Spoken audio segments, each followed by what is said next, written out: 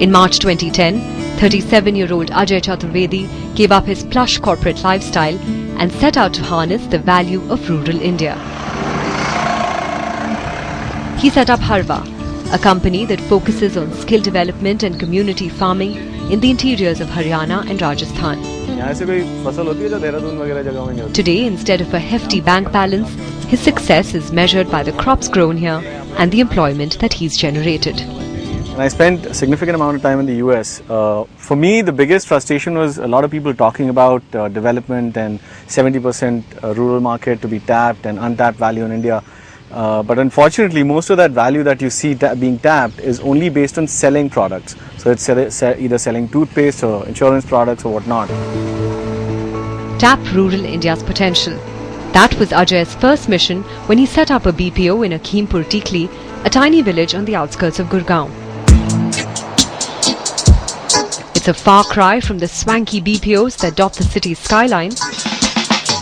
But in the last 1 year alone, he's expanded the network to Pilani in Rajasthan as well, providing employment to nearly 150 women.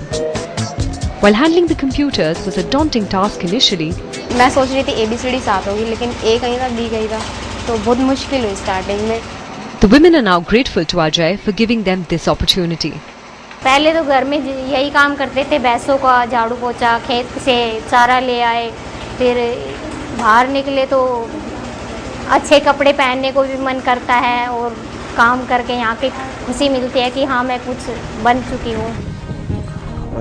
What was once arid desert land in the heart of Rajasthan has now been converted into revenue-yielding soil. With Harva encouraging farmers to grow crops like aloe vera that thrive in dry weather conditions and fetch a good price in the domestic as well as export market.